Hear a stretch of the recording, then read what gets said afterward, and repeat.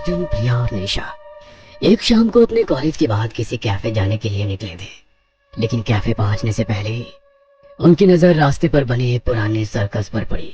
यार मैं क्या कहता हूँ, आज कैफे को छोड़ो, आज हम ये सर्कस देखने चलते हैं। वैसे भी मैंने अपनी लाइफ में कभी सर्कस नहीं देखा। आइडिया तो अच्छा है, चलो चलते हैं। वैसे ये सर्कस बहुत पुराना है, मैंने सुना है कि यहाँ पहले बहुत बड़े बड़े शो होते थे। हाँ, मैंने भी सुना है कि ये सर्कस कुछ 100 साल से भी ज्यादा पुराना है।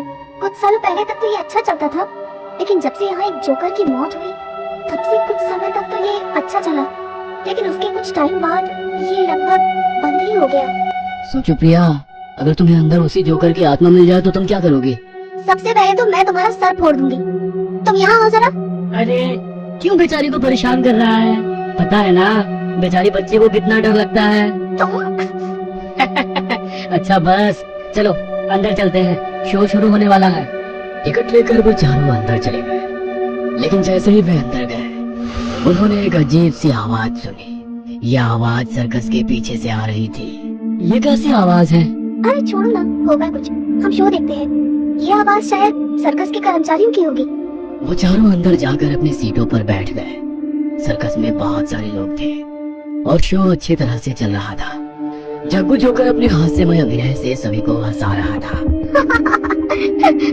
कितना मजेदार है ये। ये जग्गू जोकर ना दिखने में बिल्कुल तुम्हारे बॉयफ्रेंड जैसा है। Very funny. हो गया तुम लोगों का? तभी अचानक से लाइट्स बंद हो गई। सभी लोग डरकर शोर मचाने लगे। तभी अर्जुन ने प्रिया को डराने के लिए अंधेरे में उसके कंधे पर अपना हाथ रख दिया। कौन है? भूत? भूत? भूत! बेशरम कहीं के। तुम्हें पता है ना मुझे अंधेरे में कितना डर लगता है। मन तो कर रहा है तुम्हें यहीं से धक्का दे दूं। तभी थोड़ी देर बाद लाइट्स आ गई, लेकिन अब सर्कस का नजारा कुछ अजीब था। सर्कस में अब वे चारों ही बचे थे, बाकी ऑडियंस कहीं नहीं थे। ना जाने उन्हें जमीन निगल गई थी या आसमान खा गया था। अरे ये बाकी सब लोग कहाँ गए? जग्गू जोकर अभी भी मंच पर खड़ा था, लेकिन उसका चेहरा अब बदल गया था। उसका चेहरा एक मुर्दा की तरह सफेद पड़ चुका था। उसने अपनी डरावनी आवाज में कहा, अब शो का असली हिस्सा शुरू होगा। ये सब क्या हो रहा है यार? ये हमें डराने के लिए तुम लोगों का कोई प्लान तो नहीं है ना? देखो, अगर ऐसा है ना तो प्लीज बंद करो इसे, मुझे बहुत डर लग रहा है। प्लीज। पागल हो गई हो क्या? यहाँ खुद हम समझ नहीं पा रहे हैं कि ये क्या हो रहा है। अभी यहाँ पर इतने सारे लोग बैठे थे, अचानक से सब लोग कैसे गायब हो सकते हैं? उन चारों का डर से बुरा हाल हो रहा था, क्योंकि अभी अभी उस सर्कस हॉल में जो हुआ था वो बिल्कुल भी सामान्य नहीं था। ऊपर से जग्गू जोकर के मुंह से निकली इस बात ने उनके डर को और बढ़ा दिया था। चलो चलते हैं यहाँ से, उठो सब लोग, चलो। नो नो नो नो, तुम लोग अब मेरे स्पेशल शो का हिस्सा हो। अब तुम्हें यहाँ से नहीं जाने दिया जाएगा। तभी अचानक से सर्कस हॉल में अंधेरा छा गया और वहाँ जग्गू जोकर की भयानक हंसी सुनाई दी। वो चारों बेहद बुरी तरह हड़बड़ा गए। तभी रोहन को अपने पास कुछ महसूस हुआ। उसने अपने आसपास देखा, लेकिन वो कुछ भी नहीं देख पाया। तभी अचानक से उसके गर्दन पर एक ठंडी सांस महसूस हुई। जग्गू जोकर उसके चेहरे के सामने था। उसकी आंखें लाल और भयानक लग रही थी। डर के मारे उसके मुंह से शब्द भी नहीं निकल पा रहे थे। रोहन को लगा कि वो जोकर के वेश में किसी भयानक आत्मा को देख रहा है। तभी अचानक से सर्कस में एक भयानक आवाज गूंजी। वो चीख कुछ अजीब थी, जैसे कोई चीखते हुए किसी से अपनी जिंदगी की भीख मांग रहा हो। थोड़ी देर बाद जब लाइट्स वापस आई तो रोहन और उसके दोस्तों ने देखा कि वे अब उस सर्कस हॉल में नहीं थे, बल्कि एक अजीब से कमरे में थे, जिसकी दीवारें खून से रंगी हुई थी और वहाँ बड़े ही अजीब से भयानक चित्र बने हुए थे। कमरे में एक बड़ा सा आईना था, जिसमें उनकी परछाइयां अजीब से आकार में दिख रही थी और उनकी आंखें किसी शैतान की तरह लाल हो चुकी थी। तुम लोगों का मेरे सर्कस में स्वागत है। तुम यहाँ पर मेरे नए मेहमान हो। हमें जाने दो, हमें किसी सर्कस में नहीं आना, प्लीज जाने दो हमें। नो नो नो, यहाँ से निकलने का कोई रास्ता नहीं है। तुम अब मेरे खेल का हिस्सा हो। चलो आओ, खेलो मेरे साथ। कैसा खेल? देखो, हमें तुम्हारे साथ कोई खेल नहीं खेलना। प्लीज प्लीज हमें जाने दो, प्लीज। खेल तो तुम्हें मेरे साथ खेलना ही पड़ेगा। यहाँ से बाहर निकलना है तो मेरी बात तो माननी पड़ेगी। देखो, हम तुम्हारे साथ कोई खेल नहीं खेलना चाहते। एक तो पता नहीं हमारे साथ क्या हो रहा है। हमें जाने दो प्लीज। आखिर हमने तुम्हारा क्या बिगाड़ा है? आवाज नहीं, मुझे शोर बिल्कुल नहीं पसंद। अपनी जान बचानी है ना तुम्हें? बोलो, बोल क्यों नहीं रहे? लगता है तुम हमेशा के लिए मेरे साथ यही रहना चाहते हो। तुम बहुत सुंदर हो। क्या नाम है तुम्हारा? प्रिया। मैं तुमसे शादी कर लूंगा, फिर तुम मेरे सर्कस की रानी बन जाओगी। नहीं नहीं नहीं, प्लीज जाने दो हमें यहाँ से। तुम जो बोलोगे हम करेंगे, लेकिन प्लीज प्लीज बाहर निकालो हमें यहाँ से। अगर तुम कहती हो तो मान लेता हूँ। एक खेल खेलो। यहाँ से बाहर निकलना है तो तुम्हें उस दरवाजे से गुजरना होगा, और अगर तुम उस दरवाजे से जिंदा निकले तो अपनी दुनिया में पहुंच जाओगे। लेकिन अगर तुम मर गए तो तुम मेरे सर्कस का हिस्सा बन जाओगे, और मैं तुम्हें मेरी तरह जोकर बना दूंगा। तुम्हारी आत्माएं मेरी हो जाएंगी। अचानक किसी के साथ अगर ऐसा कुछ हो जाए तो उसकी मानसिक स्थिति क्या होगी, ये तो हमारी सोच से भी परे है। वो कहते हैं ना, मरता क्या ना करता। उन चारों के पास अब उसकी बात मानने के सिवा दूसरा कोई चारा नहीं था। इसलिए अंत में उन सभी को वो खेल खेलने के लिए मानना ही पड़ा। ठीक है, हम तैयार हैं। हम खेल खेलेंगे। इस दरवाजे से गुजरेंगे हम। गुड बॉय, समझदार लड़का। रोहन, अर्जुन और उनके दोस्तों ने दरवाजे की ओर बढ़ना शुरू किया। जैसे ही वे दरवाजे के पास पहुंचे, दरवाजा अचानक से खुल गया। तभी एक बहुत तेज रोशनी उन पर पड़ी। उनकी आंखों के आगे अंधेरा छा गया और वो रोशनी उन्हें खींचती हुई अंदर की ओर ले गई।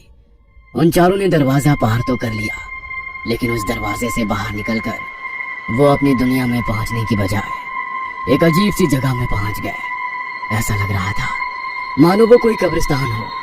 लेकिन हैरत की बात तो ये थी कि वहां पर किसी की कब्रें नहीं थी, बल्कि फर्श पर मृत लोगों की लाशें पड़ी हुई थी, जो अभी भी तड़प रही थी। ये क्या है? ये सब क्या हो रहा है? ये कहाँ आ गए हम? मेरा सर्कस है जहाँ तुम लोग भी इन सब की तरह अब अपनी जान गवाओगे। तभी एक भयानक आवाज आई और वहां पर एक बड़ा सा हॉल खुल गया। उनके चारों तरफ बहुत तेज रोशनी थी, जैसे एक दुनिया से दूसरी दुनिया में जाने के लिए किसी ने वहां कोई पोर्टल बनाया हो। उस हॉल में से एक लंबा हाथ निकला और उसने रोहन को पकड़ लिया। अर्जुन, बचाओ मुझे! वो हाथ रोहन को अपनी ओर खींच रहा था। उसके दोस्त उसे बचाने के लिए अपनी तरफ खींचने लगे। तभी प्रिया को अपने दाहिने पैर में असहनीय दर्द महसूस हुआ, जैसे हजारों बिच्छुओं ने उसके पैर पर डंक मार दिया हो। दर्द के मारे वो चीखती हुई नीचे गिर गई। तभी वहां पर तड़पती हुई अधमरी लाश ने उसे जकड़ लिया और उसकी ओर बढ़ने लगी। वो दृश्य बेहद खौफनाक था। डर के मारे प्रिया जोर जोर से चिल्लाने लगी। बचाओ! Arjun! Nisha! Please please help me! Priya की चीख भरी आवाज सुनकर जैसे ही उन दोनों का ध्यान प्रिया की तरफ गया, वैसे ही वो हाथ रोहन को खींचता हुआ अपने सिर से लेकर उस हॉल से कहीं गायब हो गया, और वो हॉल भी वहां से उसी समय अदृश्य हो गया। रोहन! वो अधमरी लाश धीरे धीरे प्रिया से लिपटती जा रही थी। प्रिया खुद को उससे छुड़ाने की लाख कोशिश कर रही थी, लेकिन उसका कोई फायदा नहीं था, क्योंकि वो अधमरी तड़पती हुई लाश भी उससे बहुत शक्तिशाली थी। Help me! प्रिया की चीख जब उन दोनों के कानों में पड़ी, तो फिर से उनका ध्यान प्रिया की तरफ पड़ा। रोहन तो वहां से जा चुका था, इसलिए प्रिया को बचाने वो दोनों उसकी तरफ दौड़े। अर्जुन! निशा! प्लीज मुझे बचाओ, प्लीज! कहाँ हो तुम लोग? अर्जुन और निशा दोनों अपनी पूरी ताकत से उस अधमरी लाश को प्रिया से दूर करने की पूरी कोशिश कर रहे थे, लेकिन लाश ने प्रिया को नहीं छोड़ा। तभी निशा के पैर को भी वहां पर पड़ी एक लाश ने जकड़ लिया। निशा को भी अपने पैर में वैसा ही दर्द महसूस होने लगा और वो भी दर्द के मारे जोर जोर से चिल्लाने लगी। उसने नीचे की तरफ देखा तो उसके होश उड़ गए। वहां पड़ी एक और लाश उसके पैर को जकड़ती हुई ऊपर की तरफ आ रही थी। अर्जुन, अर्जुन बचाओ मुझे, ये मार डालेगा मुझे। अर्जुन, ये सब क्या हो रहा है? ये कहाँ फंस गए हम? अर्जुन को कुछ भी समझ में नहीं आ रहा था कि आखिर वो कैसे उन दोनों की मदद करे। उसे अब लग रहा था कि कुछ देर बाद उसे भी वहां पड़ी वो अधमरी लाशें अपने चंगुल में ले लेगी। तभी अर्जुन की नजर वहां पड़े एक लोहे के डंडे पर पड़ी। उसने वहां पड़ा वो लोहे का डंडा उठाया और उन लाशों पर वार करना शुरू किया। तभी डंडे का वार पड़ते ही उनके सर से खून का फवारा फूट पड़ा और वो अधमरी लाशें बेहद भयानक आवाज में दर्द से चिल्लाने लगी। मैं तुम्हें नहीं छोड़ूंगा, मैं तुम्हें मार दूंगा। बहुत मुश्किल से अर्जुन ने लाशों को प्रिया और निशा से दूर किया। तीनों ने एक दूसरे का हाथ पकड़ा और वहां से भागने लगे, लेकिन जग्गू जोकर की हंसी अभी भी उसका पीछा कर रही थी। ये तो बस एक पड़ाव था, तुम कुछ भी कर लो, अब यहाँ से कभी नहीं निकल पाओगे। मेरा ये सर्कस अब तुम्हारी कब्र होगा। तीनों दोस्त भागते रहे, लेकिन उन्हें नहीं पता था कि अब आगे क्या खतरा उनका इंतजार कर रहा है। आगे भागते भागते वो एक खंडहर में पहुंच गए, जहाँ सूखे पेड़ और झाड़ियों के अलावा कुछ भी नहीं था। हर तरफ बस अंधेरा था, जो उनके डर को और बढ़ा रहा था। वो वहां से निकलने का रास्ता ढूंढ रहे थे, लेकिन हर रास्ता उन्हें और अधिक भयानक जगहों पर ले जा रहा था। तभी चलते चलते निशा का पैर पेड़ की एक झाड़ी में फंस गया। निशा झाड़ी से अपना पैर निकालने की कोशिश कर रही थी। तभी वो झाड़ी निशा को खींचती हुई ले जाने लगी। अर्जुन, प्रिया, मुझे बचाओ, ये मुझे ले जाएगी। अर्जुन और प्रिया उसके चीखने की आवाज सुनकर उसकी ओर मुड़े और उसे बचाने के लिए उसकी तरफ दौड़े और उस झाड़ी को पकड़ने की कोशिश करने लगे, लेकिन उस झाड़ी ने बहुत तेजी से निशा को घसीटते हुए वहां से ले जाकर पेड़ पर लटका दिया। निशा, निशा तुम बिल्कुल भी डरना मत, हम तुम्हें बचा लेंगे। प्लीज कुछ करो अर्जुन, रोहन को तो हम पहले ही खो चुके हैं, लेकिन अब निशा नहीं, प्लीज। तुम चिंता मत करो प्रिया, कुछ नहीं होने दूंगा मैं निशा को। अर्जुन ने एक पत्थर उठाया और उस झाड़ी पर वार करना शुरू किया, लेकिन तभी उस झाड़ी ने निशा के शरीर पर अपनी पकड़ को और भी मजबूत कर लिया और पेड़ की सभी झाड़ियां निशा के शरीर पर लिपटने लगी और एक झाड़ी ने उसके गले को कसकर जकड़ लिया। निशा का शरीर झाड़ियों में लिपटा हुआ तड़प रहा था। कुछ ही देर में उसके शरीर में हो रही वो थोड़ी सी हलचल भी एकदम शांत हो गई। तभी उनके कानों में वो भयानक आवाज पड़ी। क्या हुआ? नहीं बचा पाए अपनी प्यारी दोस्त को? बहुत याद आ रही है ना उसकी? कोई बात नहीं, थोड़ी देर बाद मैं तुम्हें भी उसी के पास भेज दूंगा। तुम्हें छोड़ूंगा नहीं मैं, तुम्हारी वजह से हमारे 2 दोस्त मारे गए। मैं तो डर गया, अगर तुमने मुझे मार दिया तो मेरा क्या होगा? उठो अर्जुन, हमें यहाँ से निकलने का रास्ता ढूंढना होगा। प्लीज उठो प्लीज, हम इस तरह हिम्मत नहीं हार सकते, प्लीज। तुम लोग मुझे बहुत मजा दे रहे हो, तुम्हारी मौत मेरे लिए एक अच्छा शो होगा।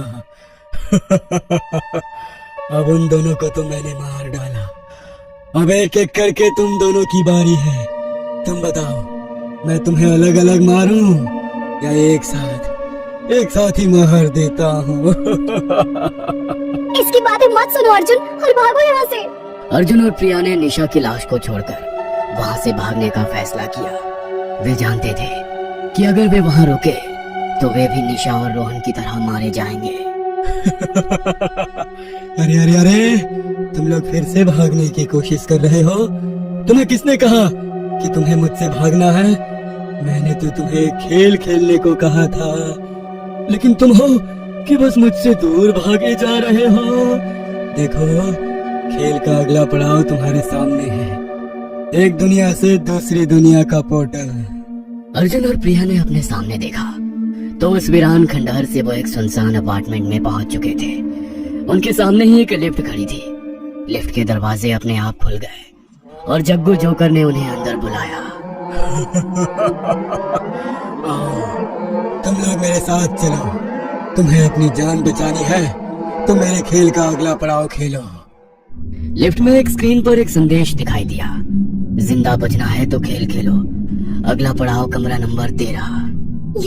ये सब क्या है? जरूर ये इसकी कोई साजिश है। ये हमें भी नहीं छोड़ेगा, मार डालेगा ये हमें। हमारे पास कोई और चारा नहीं है, हमें इस खेल का अगला पड़ाव खेलना ही होगा। कुछ देर बाद लिफ्ट रुक गई और दरवाजे खुल गए। अर्जुन और प्रिया कमरा नंबर 13 में पहुंच चुके थे। कमरा नंबर 13 में पहुंचने के बाद अर्जुन और प्रिया ने देखा कि कमरे का दरवाजा अपने आप बंद हो गया। वो अब वहां फंस चुके थे। कमरा बहुत पुराना और धूल भरा था, जिसमें कई पुराने सामान पड़े हुए थे। यहाँ क्या हो रहा है? कुछ भी समझ में नहीं आ रहा। एक सर्कस देखने आए थे हम तो, और ये सब क्या हो गया? लेकिन एक बात तो है, वो हमें इस कमरे में लाया है, इसके पीछे कुछ ना कुछ राज तो जरूर है। मुझे नहीं पता क्या राज और कौन सा राज, मुझे बस अपने घर जाना है। तभी प्रिया की नजर टेबल पर रखी एक नोटबुक पर पड़ी। उसने उसे उठाया और उसके पेज पलटने लगी। उस नोटबुक में उस खून से रंगी हुई दीवार पर बने हुए चित्रों के जैसे ही कई अजीब से चित्र और नोट्स थे, लेकिन एक पेज पर एक खास नोट लिखा था, जो था जग्गू जोकर की मौत का राज। प्रिया ने नोटबुक में लिखे हुए नोट को पढ़ा, जिसमें लिखा था, सर्कस वालों का काम ठप पड़ गया था। वो अपने सर्कस को पॉपुलैरिटी देने के लिए कुछ भी करने को तैयार थे।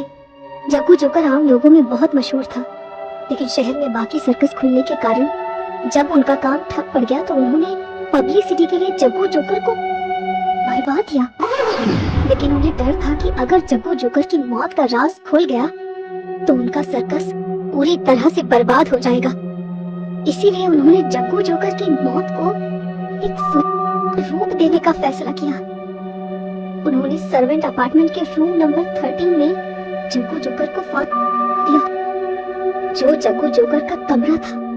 उन्होंने ये सुनिश्चित किया कि सबको लगे कि जग्गू जोकर ने सुसाइड किया है। जब लोगों को इस बारे में पता चला तो जग्गू जोकर के लिए सिंपैथी दिखाने लोग उसकी याद में उस सर्कस को देखने जाने लगे, जहां बाकी के जोकर जग्गू जोकर बनकर सर्कस करने लगे थे। प्रिया ने नोट को पढ़कर अर्जुन को दिखाया और कहा, अर्जुन, ये तो बहुत भयानक है। जग्गू जोकर की मौत का राज ये था, वो वास्तव में मरा नहीं था बल्कि उसे मरवा दिया गया था। तभी जग्गू जोकर की आवाज ने उन्हें कहा, तुम लोग मेरी कहानी जान गए, लेकिन ये तो बस शुरुआत है। मेरा खेल अभी भी जारी है। तुम्हें मेरे साथ खेलना होगा। तुम दोनों मेरी मौत का राज तो जान गए, लेकिन अगर तुम जैसे लोग मेरे जीते जी मेरा सर्कस देखने आते तो मुझे मरना नहीं पड़ता। ये सब तुम जैसे हम लोगों की वजह से हुआ है। अर्जुन और प्रिया ने देखा कि जग्गू जोकर की आंखें अब पूरी तरह गुस्से से लाल हो गई थी। मेरा सर्कस जिसे भी नजर आता है वो उसे देखने के लिए मेरे सर्कस के अंदर आता है, तो फिर कभी वहां से बाहर नहीं निकलता। तुम जैसे लोगों की वजह से मुझे मारा गया, अब तुम भी मारे जाओगे। जग्गू जोकर के हाथ में एक बड़ा चाकू था। वो चाकू लेकर उन दोनों की ओर बढ़ रहा था। प्रिया, हमें यहाँ से निकलना होगा, भागो यहाँ से। अर्जुन ने प्रिया का हाथ पकड़ा और अपनी जान बचाने के लिए वो वहां से भागने लगे, लेकिन कमरे का वो दरवाजा नहीं खुला। जग्गू जोकर ने अर्जुन और प्रिया पर हमला कर दिया, दोनों को हमेशा के लिए मौत की गहरी नींद में सुला दिया। तुम दोनों भी अब मेरे सर्कस का हिस्सा बन गए हो। तुम्हारी आत्मा अब मेरी हो गई। सर्कस के अंधेरे में अर्जुन और प्रिया की चीखें गुम हो गई। जग्गू जोकर का सर्कस फिर से खाली हो गया, लेकिन उसकी आत्मा अभी भी वहां रहती है और वो अभी भी अपने नए शिकार की तलाश में है। चलो ना यार, मैंने कभी कोई सर्कस नहीं देखा, आज देखते हैं।